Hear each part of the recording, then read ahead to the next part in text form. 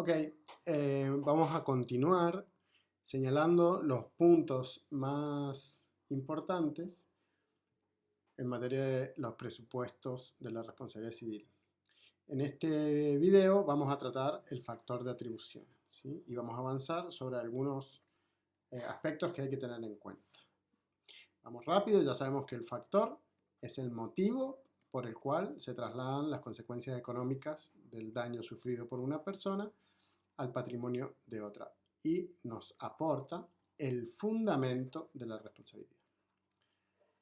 Pero avancemos. En primer lugar, ustedes van a encontrar en el Código Civil, ahora les digo en qué número de artículo, que los factores de atribución, en realidad el Código Civil arranca no por conceptualizar el factor de atribución, sino por decir que el factor de atribución puede ser objetivo o subjetivo. Los factores subjetivos de atribución, y ahí es donde nos tenemos que centrar, se fundan en juicios de reproche, es decir, miran la conducta concreta de una persona y respecto de lo que hizo esa persona hacen un juicio que es un juicio de valor, es decir, ¿está bien la conducta o está mal la conducta? Es un juicio de valor y se llama juicio de reproche porque si a los que actúan bien los podríamos, podríamos aceptar su conducta, en cambio los que actúan mal, yo les reprocho su conducta. Esto, para aproximarse al que le cuesta o le parece muy abstracto pensar en un juicio de reproche, piense en cualquier relación personal, ¿no? Yo siempre pongo el ejemplo de los novios. Si mi novia hace algo que no me gusta, seguramente yo hago un juicio de reproche sobre lo que hizo y le reprocho su conducta, es decir, le digo actuaste mal. La ley hace lo mismo con algunas conductas, las reprocha, ¿sí? La ley puede sugerir el reproche y finalmente el juez es el que atendiendo, valorando una conducta que produjo un daño, le va a hacer un juicio de reproche. Y si ese juicio de reproche es que la conducta estuvo mal, entonces va a considerar que concurre un factor de atribución subjetivo para asignarle o para atribuirle la obligación de resarcir el daño que se haya producido.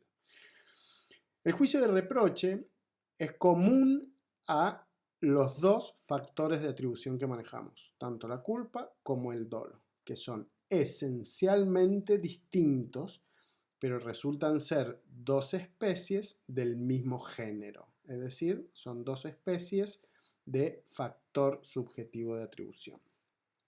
Los dos se basan en el juicio de reproche y al basarse en un juicio de reproche requieren imputabilidad del sujeto, es decir, miran un aspecto interno en el sujeto que se basa principalmente en la presencia de discernimiento. Lo que estamos diciendo en este momento guarda una, digamos, una cuestión lógica, jurídica lógica, que es, si yo te voy a hacer un juicio de reproche, es decir, te voy a achacar que tu conducta estuvo mal, entonces para que yo lo pueda hacer, vos tenés que contar con discernimiento, porque yo a nadie le puedo reprochar que actúe mal si no sabe distinguir entre el bien y el mal. Entonces, esta es la base lógica, el discernimiento, la presencia de discernimiento, es la base lógica para hacer un juicio de reproche. El juicio de reproche, entonces, como dije al principio, se predica o apoya tanto la existencia de culpa como la existencia de dolo. Por supuesto que la culpa difiere del dolo en un elemento que también es interno, y es el elemento intencional. El dolo requiere este elemento intencional, que es la intención del sujeto de alcanzar el resultado. En cambio, la culpa no tiene esta intención. Es decir, si pensamos en un hecho que causó un daño por culpa, seguramente quien realizó la conducta reprochable no tenía intenciones de alcanzar el resultado dañoso. La culpa esta sí está bastante definida en el Código Civil, que utiliza tres facetas de la culpa, que son la imprudencia, la negligencia o la inobservancia del arte, de las reglas de la técnica del arte, o la impericia.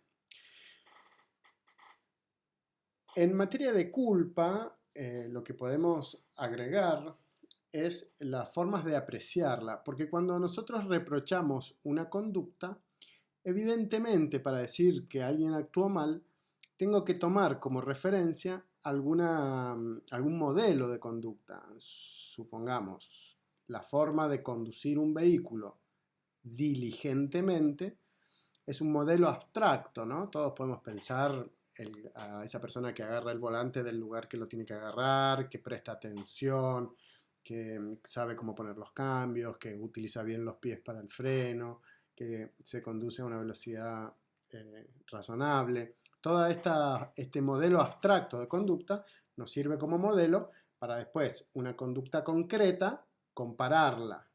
Si se ajusta al modelo de conducta abstracto, entonces no la reprocho. Pero si no se ajusta a ese modelo de conducta, entonces sí la reprocho. Entonces la culpa lo que utiliza de referencia es un estándar. Por supuesto que este estándar puede ser un estándar absolutamente abstracto o puede ser un estándar que contiene unas precisiones concretas. Por ejemplo, yo a una persona que conduce por la ciudad para dirigirse a su trabajo, le voy a requerir o lo voy a comparar con un modelo de conducta de una persona normal que conduce un vehículo, que sabe conducir y que está habilitada, tiene el mínimo para que lo habiliten para conducir. Pero si yo quiero reprocharle la conducta a un corredor de carreras de automóviles, entonces el estándar yo lo voy a concretar un poco y ya no lo voy a comparar con un conductor normal, sino que lo voy a comparar con un conductor profesional corredor de carreras. Es decir, que el estándar puede ser absolutamente abstracto o puede ser un estándar más concreto. Y finalmente está la conducta concreta, que es la específica del individuo. Entonces tenemos por un lado los estándares y por otro lado tenemos las conductas concretas. Cuando nosotros el estándar lo usamos como el de un hombre medio o el de un corredor medio, entonces estamos viendo cuál es el parámetro promedio de conducta. Si yo me desajusto con un estándar medio, mi culpa es considerada una culpa media, una culpa normal. Se llama una culpa leve. Si yo me comparo con un estándar alto, es decir, con un alto grado de especialización, y mi conducta se desajusta, pero con un estándar muy alto, mi culpa puede ser levísima, porque el estándar que estoy comparando es muy alto. Pero si yo comparo con un estándar bajo, es decir, con cualquiera que alguna vez se haya subido a un auto a manejar, y mi conducta se desajusta aún respecto de aquel que una sola vez se subió a manejar, entonces mi conducta puede ser considerada grave, una culpa grave. Esta es una forma de utilizar los patrones para establecer este grado de la culpa, grave, leve o levísima, y se llama gradación de las culpas. Después también tenemos otras posibilidades que ustedes van a encontrar en el código, que es acomodar el estándar con el que comparamos la conducta de las personas según el grado de especialización que tiene esa persona. Entonces, por ejemplo, la conducta de un médico clínico, si tiene que, supongamos en una emergencia, tiene que operar a alguien, no la vamos a considerar de la misma manera que si estamos evaluando a un cirujano que está especializado en operaciones. Entonces, por ahí, si falló un poco con el bisturí, el clínico que tuvo que operar de emergencia, puede ser que no lo considere culposo porque soy un poco más laxo respecto del juicio de reproche que hago respecto a esta persona que con aquel cirujano especializado, súper famoso, que a él no le voy a perdonar quizás que se haya realizado el corte de una manera negligente, digamos. Con él voy a ser más duro.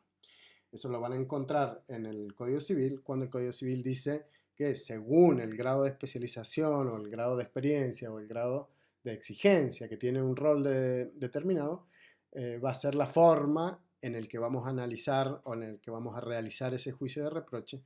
Es decir, que el estándar lo vamos a subir o lo vamos a bajar según las condiciones propias de la persona que está actuando. Estos serían los puntos. Sobre el dolo, acá en el video les voy a dejar un link a un video del dolo, que a mí lo que me interesa que tengan muy presente ahora es atender a las distintas acepciones de la palabra dolo, porque en este lugar, y lo van a profundizar en el video, tienen tres acepciones, es decir, tres significados de la palabra dolo que tienen distintas consecuencias jurídicas. Uno es el dolo como vicio de los actos jurídicos, que ustedes lo estudiaron en la parte general, y que acarrea la nulidad de los actos jurídicos.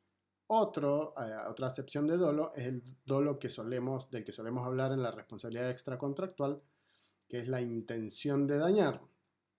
Y finalmente encontramos otra acepción de dolo que se aplica más en la responsabilidad contractual, que es la indiferencia por los intereses ajenos.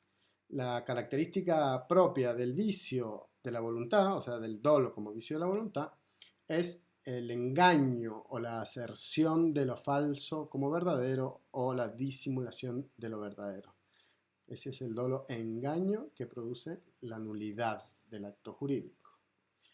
El dolo como intención de dañar es el elemento intencional que agrava la extensión del resarcimiento, ya que tiene como consecuencia que se resarzan las consecuencias, no solo las mediatas y las inmediatas, que son las que típicamente se indemnizan, sino que también alcanza, cuando hay intención de dañar, aquellas consecuencias que, si bien son casuales, han sido tenidas en miras por el que actuó dolosamente. Entonces, una consecuencia casual que yo pude prever y con intención de alcanzarla realicé un hecho dañoso, entonces también la voy a tener que resarcir aunque sea casual, porque no es previsible para cualquier persona, pero yo sí la tuve en mente cuando realicé intencionalmente ese acto dañoso. Y finalmente, la última, la indiferencia de los intereses ajenos, se aplica en el ámbito contractual, generalmente, es decir, en el cumplimiento de las obligaciones, y como la podríamos conceptualizar, es como aquella conducta de incumplimiento en los casos en que yo incumplo pudiendo cumplir, pero pudiendo hacerlo, decido no hacerlo, aunque no tenga intención de provocar un daño, no es esa mi intención, sino que decido incumplir, pero no me importa si produzco o no el daño que voy a producir. Es decir, que me es indiferente la afección de un interés que puede estar en juego. Entonces, el elemento diferencial entre la intención de dañar y la indiferencia de los intereses ajenos es que yo no dirijo mi intención a la producción del daño en la última, sino que solo me desprendo de el daño que yo produzco con mi incumplimiento. Es decir, ni lo busco ni lo evito, solo no me importa.